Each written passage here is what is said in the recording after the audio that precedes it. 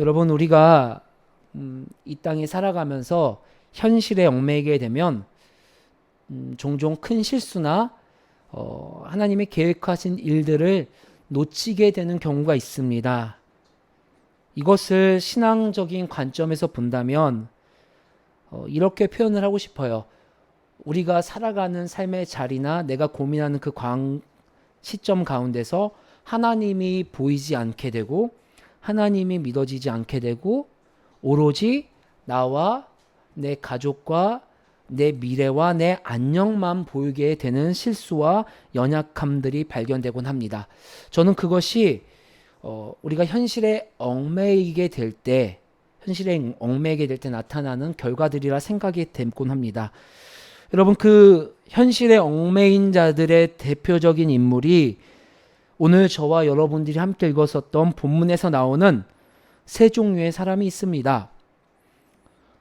28절에 이런 사람들이 나오고 있습니다. 11장 27절이지요. 11장 27절에 대제사장들, 서기관들, 장로들입니다.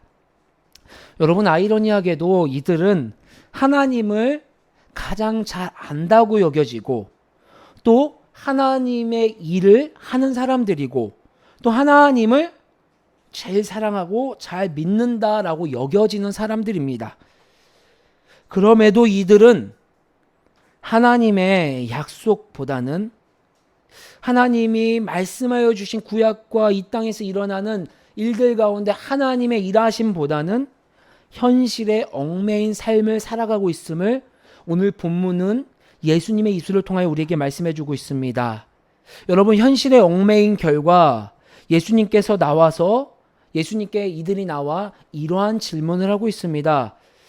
예수, 당신이 어제 성전에서 제사 예배를 못 드리게 하고 하나님의 사람인 우리들, 제사를 진행하는 대제사장들, 하나님의 말씀을 해석하고 선포하는 서기관들, 또 그 모든 가운데 일이 잘 진행될 수 있도록 하는 이 장로들인 우리들을 기만한 이 일들이 무슨 권위로, 또 목수의 아들이고 요셉의 아들이고 나사렛 아무런 보잘것없는 지역에서 자란 당신에게 누가 준 권위로 이런 일들을 한 것이냐? 왜 우리를 무시했느냐?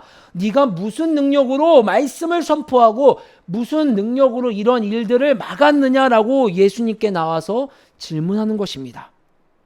여러분, 이 질문의 전제 속에 이 대제사장을 비롯한 이 종교인들은 이러한 전제가 깔려 있는 것입니다. 자연스럽게 당연히 예수님께서 하나님의 아들임을 인정하지 않는 것뿐만 아니라 예수님을 공경에 빠뜨려 마치 세례 요한처럼 죽이고자 하는 악의가 깔린 질문입니다. 예를 들어 예수님께 질문한 이 질문들에 대하여 예수님이 만약 내게 준 이 권위가 하늘로부터이다 라고 말을 하면 이 질문을 한 대제사장들은 그럼 네가 하나님의 아들이라고 인정하는 거야? 이 당시 하나님의 아들이라고 인정하는 것은 하나님과 동등됨을 주장하는 것이기 때문에 그러면 너는 신성모독죄라는 우리 법에 걸려, 그러니 너는 법정에 끌려가 재판을 받아야 돼 라는 결과가 도출되게 됩니다.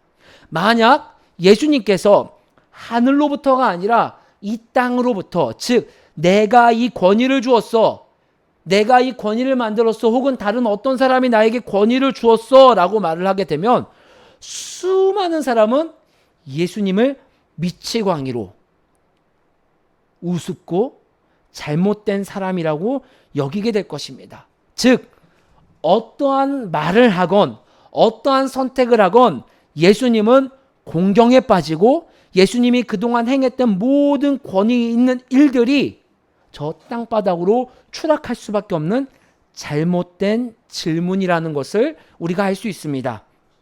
즉 어떠한 답도 예수님이 하신 일 존재 자체가 부정이 되는 것이기에 이때 예수님은 답을 하지 않습니다. 오히려 그들에게 질문을 합니다. 어떠한 질문이냐? 너희들이 잘 알고 있는 세례 요한의 세례, 즉 세례 요한이 세례를 주었던 그 권위는 하늘로부터냐 아니면 땅으로부터냐 라고 묻습니다. 이때 종교 지도자들은 쉽게 답을 할 수가 없습니다. 왜 답을 할 수가 없을까요? 예수님과 마찬가지로 어떠한 답을 하건 종교 지도자들은 곤란에 처하기 때문입니다. 예를 들어 세례 요한의 권위가 하늘로부터라 라고 이야기하면 사람들로부터 이러한 대답을 들을 수 있겠죠. 왜 그러면 요한의 말을 듣지 않고 믿지도 않았고 더군다나 세례 요한이 억울하게 감옥에 갇혔을 때 보호하지 않았느냐? 여러분, 더 나아가 세례 요한이 이런 바리새인들과 종교 지도자들에게 이런 말을 했습니다. 이 독사의 자식들아, 회개하지 않으면 너희들에게 지옥불이 떨어질 것이다. 여러분 생각해 보세요. 만약에 세례 요한의 권위가 하늘로부터 왔다면 자신들 스스로 독사의 자식이라고 인정하는 꼴이 됩니다. 그렇기 때문에 하늘로부터라 대답을 할 수가 없죠. 반면에 땅으로부터라 라고 얘기를 하면 당시 세례 요한을 따랐던 자들이 너무나도 많았습니다. 수많은 무리들은 요한을 하나님이 보내신 분, 하나님의 선지자로 여겼기 때문에 오히려 땅으로부터라, 하나님의 선지자가 아니라 자기 스스로 권위를 내세운 것이고 하나님이 주신 권위가 아니라 스스로 한 것이다 라고 얘기하면 그 무리의 반동과 무리의 공격이 무서웠기 때문에 오늘 종교 지도자들은요, 어떠한 대답도 할 수 없었어요. 실제 종교 지도자들은 아무런 얘기를 하지 못합니다. 그리고 예수님 역시도 이렇게 얘기합니다. 나도 너희들이 대답하지 않았기 때문에 나의 권위가 어디서부터 오는지 이야기하지 않겠다. 이러고 이야기가 끝나는 것 같지만 예수님은 이 일련의 사건을 두고 뒤이어 포도원 농부 비유를 들어서 종교 지도자들이 왜 이러한 질문을 했는지, 그리고 이 땅에서 이 종교 지도자들로 대표되는 그들의 열매, 현실에 얽매인 자들의 모습을 비유를 들어 예수님께서 설명해 주시기 시작합니다. 여러분 12장 1절부터 12절까지의 말씀을 아주 간단하게 요약해 보자면 한 사람이 아주 거대하고 또 가치 있는 포도원 농장을 만듭니다. 일반 사람들이 만드는 포도원 농장과는 좀 달라요. 왜냐하면 산 울타리라는 것을 두르고요, 즙자는 틀을 만들고요, 더군다나 망대를 지었어요. 즉 오늘날로 치자면요, 일반 농장이 아니라 일반 농장보다 좀 더 퀄리티가 있는 럭셔리한 시설이 훨씬 좋은 포도원을 만듭니다. 그리고 그 지역에 있는 농부들, 소작농들에게 이 포도원에서 농사를 잘 져주세요 라고 부탁을 하고 타국으로 가게 됩니다. 이제 어느 정도 시간이 지나 때가 되어서 타국에 있는 포도원 주인이 그 타국에서 함께 머무르고 있는 포도원 종을 자신이 소유한 포도원에 보냅니다. 그리고 그 농장에서 지은 소출을 받기 위해 소출을 달라고 요청을 합니다. 그런데 여러분, 그 소작농들이 그 종을 때리고 보내버리는 거예요. 아마 이 포도원의 원 주인은요, 실수를 했을 거다, 뭔가 의사소통에 문제가 있을 거다라고 생각하고 다른 종을 보냅니다. 그런데 여러분, 적반하장도 유분수지요. 더 심하게 머리가 상할 정도로, 즉 목숨의 위협을 받을 정도로 상해를 주고 상처를 입히고 다시 그 종을 보냅니다. 여러분, 이 포도원 주인은요, 거기서 멈추지 않고요, 더 많은 종들을 보냅니다. 마땅히 너희들이 내 밭에서 계약을 한 그 계약이 있고 그 밭의 소출을 나에게 줘야 되는데 당연히 줘야 되는 거 아니냐라고 하면서 더 많은 종들을 보냈지만 결과는 똑같습니다. 이번에는요, 자신의 아들을 보내면 마땅히 이 계약을 이행하겠지 하고 자신의 사랑하는 아들을 그 포도원에 보냅니다. 그런데 생각할 수도 없는, 생각해서도 안 되는 최악의 결과를 맞닥뜨리게 됩니다. 그 주인의 아들을 잡아 죽여서 가장 비참하게 포도원 밖에 던져버리는 악행을 이 소작농들은 저지르게 됩니다. 여러분 12장 1절부터 12절까지의 이야기가 오늘 제가 말씀드린 대로 간략하게 정리한 내용입니다. 이 이야기가 사실인지 진짜인지는 모르겠습니다. 왜냐하면 예수님께서 비유를 들어주셨기 때문에. 하지만 예수님께서 비유를 들은 목적은 명확합니다. 이 비유를 들은 목적은 바로 이 당시 이스라엘 백성 가운데 하나님을 믿고 따른다고 하는 이 종교 지도자들의 신앙의 양태를 예수님은 이 비유를 들어 설명하고 있는 것입니다. 여러분 이렇게 한번 설명드려 볼까요? 포도원을 만든 포도원의 주인은 누구일까요? 하나님이십니다. 그러면 이 포도원은 누구일까요? 포도원은 무엇일까요? 이스라엘 민족, 하나님이 택한 백성 이스라엘 민족입니다. 여기서 말하는 농부들, 소작농들은 누구일까요? 바로 예수님이 앞선 문맥에서 설명한 대제사장, 서기관, 장로들과 같은 종교 지도자들이에요. 하나님께서 이스라엘 민족을 택해 주시고 소작농들에게 부탁하신 거예요. 하나님의 말씀과 하나님의 약속대로 이들을 잘 이끌고 잘 열매 맺는 자들로 내가 너희들에게 위임하였으니 때가 되면 그리스도인이라는, 때가 되면 하나님의 나라라는 열매를 잘 너희들이 거둘 수 있도록 도와줘야 된다. 그런데 때가 되어 하나님께서 주인의 종들을 보냅니다. 여기 주인의 종들은 누구일까요? 가장 최근에 보낸 주인의 종들은 세례 요한이겠지요. 세례 요한과 같은 수많은 선지자들을 보낸 거예요. 수많은 선지자들을 보내서 하나님의 말씀이 이렇습니다. 그러니 속히 돌이켜서 하나님이 우리에게 맡겨주신 그 포도원 밭에서 열매를 맺기 위해, 때로는 지금 잘하고 있는 자들은 더욱더 힘을 내고, 혹여 잘못된 길을 갖고 있는 자들은 돌이켜서 열매를 내야 됩니다라고 수많은 선지자들의 외침을 통하여 하나님은 계속해서 기회를 주셨습니다.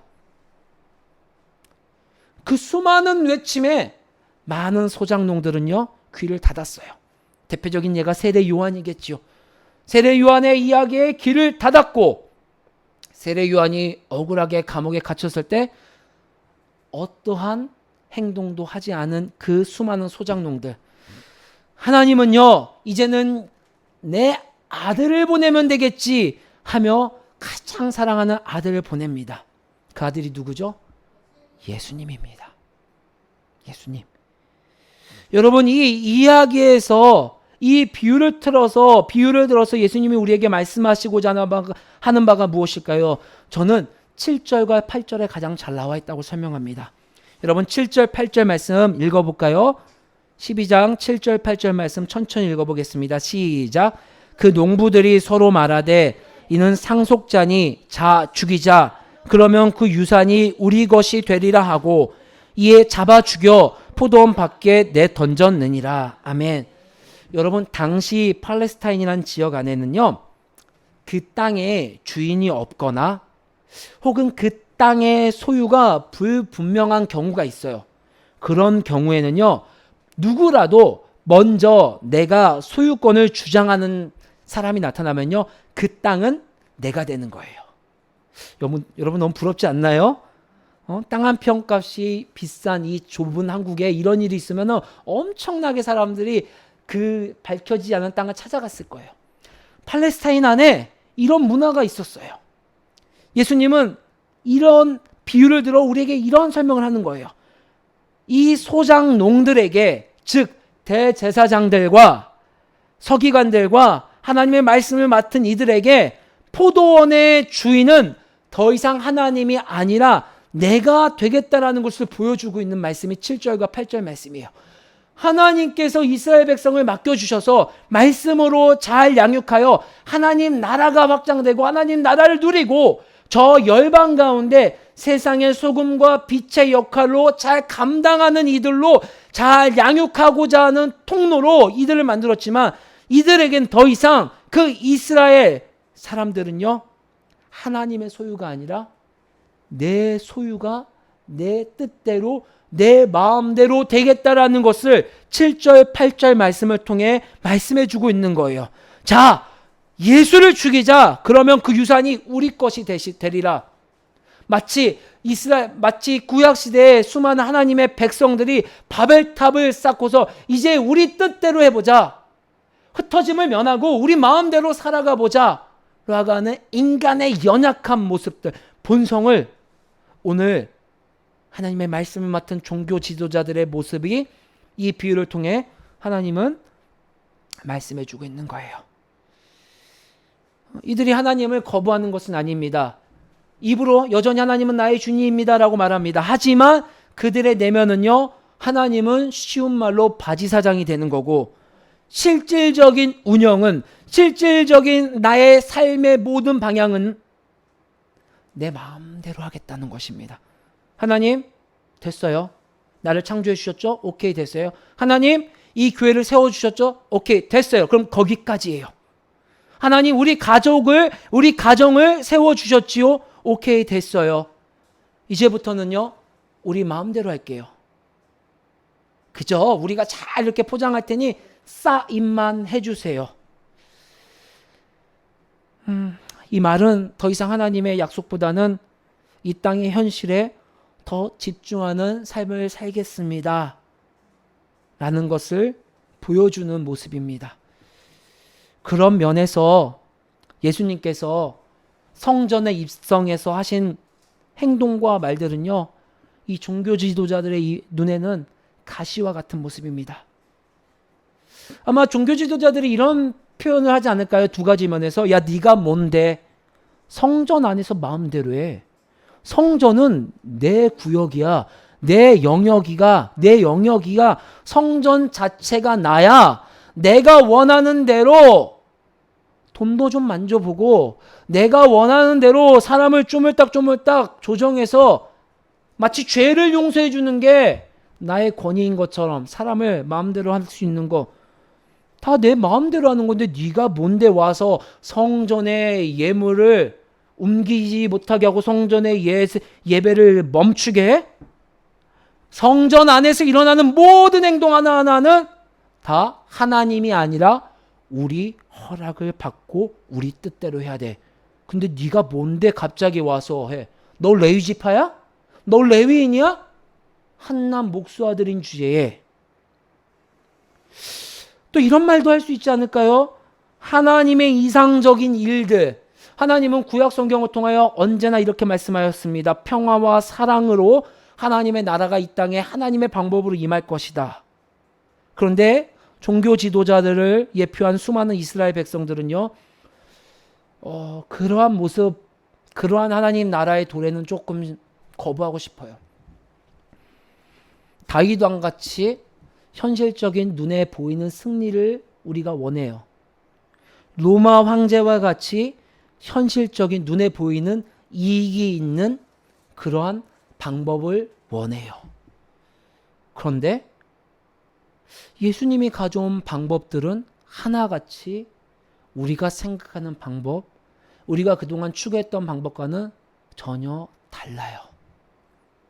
눈의 가시예요. 공존할 수가 없어요.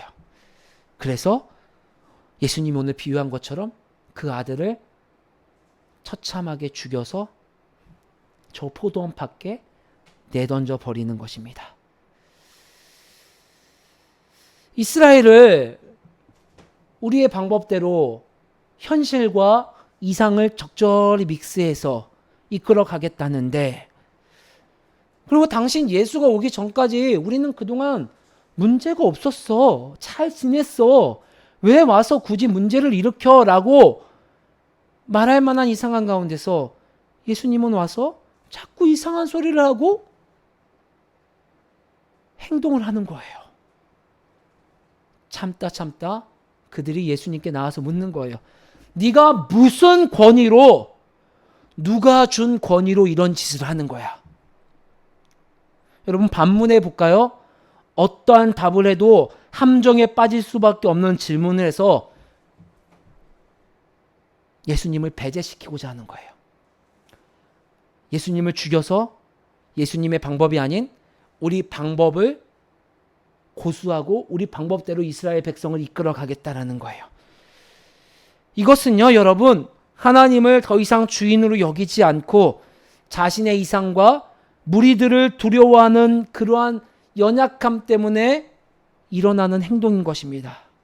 저는 오늘 이러한 현상은 함께 나눈 말씀의 제목처럼 약속이 아닌 현실에 얽매일 때 나타나는 현상이라 말씀드리고 싶습니다. 여러분, 약속을 쫓다 보면 불안합니다. 구약 백성들도 얼마나 불안했을까요? 수백 년 동안 하나님이 말씀하지 않았어요. 말라기 선지자 이후에 세례 요한이 오기까지 수백 년이라는 시간이 지나면서 마치 하나님은 우리를 버린 것 같아요. 내가 가는 길이 잘못된 것 같아요. 그 기다리는 것이 너무나도 지칩니다. 그래서 적당히 타협하고 약속이 아닌 나의 행복과 나의 이상을 쫓는 선택을 하게 됩니다. 그런데 여러분, 예수님이 이런 말씀을 하시네요. 10절과 11절 말씀 함께 읽어볼까요? 10절 11절 말씀입니다. 시작. 너희가 성경에 건축자들이 버린 돌이 모퉁이의 머릿돌이 되었나니 이것은 주로 말미암아 된 것이요 우리 눈에 놀랍도다 함을 읽어보지도 못하였느냐 하시니라. 아멘. 여러분, 예수님이 인용한 이 시편의 말씀, 이 모퉁이의 머릿돌의 의미가 무엇인가요? 여러분, 실제 건축에 사용되어지는 표현입니다. 실제 이 모퉁이의 머릿돌은요, 건물에서 가장 중요한 역할입니다. 건물이 지어져 나갈 때 건물의 면과 면이 맞닿는 면, 그 지점에 평평함이 이어질 수 있도록, 평평함을 잡아줄 수 있도록 기준을 잡아주는 역할이 모퉁이의 머릿돌이에요. 즉, 모퉁이의 머릿돌이 없으면요, 집이 삐뚤어지게 되겠죠. 그럼 집이 삐뚤어지면 어떻게 될까요? 시간이 지나고 조금씩 올라가다 보면 삐뚤어졌기 때문에 무너질 수밖에 없겠지요. 그래서 모퉁이의 머릿돌은 건설 현장에서 가장 중요한 역할을 하는 것입니다. 근데 예수님께서 시편의 말씀을 인용하여 이렇게 말을 하고 있는 것이에요. 이것은 이 당시에 하나님의 약속이, 예수님이 가져오신 모든 이상과 약속이 종교 지도자들의 눈에는요, 버린 돌 같아 보였고, 오히려 종교 지도자들이 추구하고 가지고 있는 현실에 얽매이는 모습이 모퉁이 돌 같이 중요하게 여겨지고 있는 사태를 신랄하게 비판하는 모습입니다. 야, 현실을 버리고 어떻게 이상만 쫓아? 너 이상주의자야? 예수가 와서 한 행동들이 말이 돼? 그런 이들에게 예수님이 이렇게 말씀하시는 거예요. 하나님 나라 안에서는, 우리들이 그동안 기다려고 붙잡았던 하나님의 약속 안에서는 우리 눈에 버린 돌 같아 보이고, 우리 눈에는 그 건축에 하나도 쓰잘것 없어 보이는 그 버린 돌이 실제로는 모퉁이 돌이 되는 것이다 라고 설명해 주고 있는 거예요.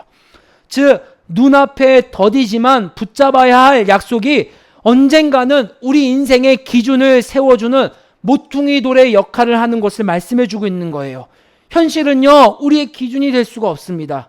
약속이 우리의 기준이 될 때, 약속이 우리의 모퉁이의 머릿돌이 될 때, 여러분 인생의 모퉁이의 머릿돌이 될 때, 현실 속에서 더디지만 하나님의 나라가 우리 삶에 침투해 오고 그 하나님의 나라를 누릴 수 있다는 것을 오늘 예수님은 그 삶의 모습을 통하여 우리에게 보여주는 것입니다. 예수님은 이 말씀을 하고 불과 3일도 시간이 지나지 않아 십자가에 못 박혀 죽으십니다. 여러분, 세상 모든 사람들은 예수님의 십자가 못 박히는 사건이 버린 돌의 모습이겠죠. 그러나 성경은 그렇게 말씀하고 있지 않습니다. 가치 없이 죽은 것 같고 지렁이 같고 벌레같이 쓸 것 없는 우리 인간을 위해 죽은 그 가장 고귀한 사건이 버린 돌이 아니라 이 땅의 하나님 나라의 기준이 되는 모퉁이의 머릿돌이 된 것이라는 것을, 여러분, 그런 의미에서 예수님께서 대제사장과 서기관과 장로들에게 한 이 질문을 여전히 우리에게 유효합니다. 여러분, 선택의 고민이 기준이 될 때 이 질문을 생각하십시오.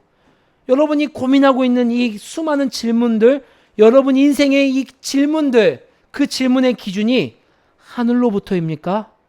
아니면 땅으로부터입니까? 그 질문의 답이 어떤지는 나와 하나님만 압니다.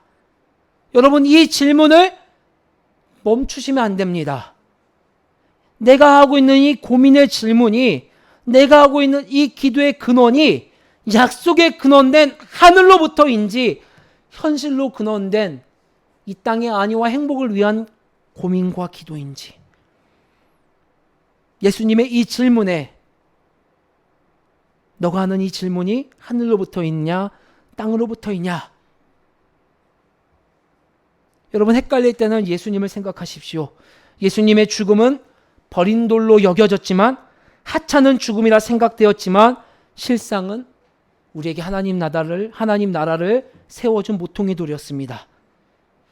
여러분의 모퉁이 돌을 분별하고 선택할 수 있는 저와 여러분이 되기 위해서는요, 이 질문이 우리 삶에 계속해서 맴돌아야 됩니다.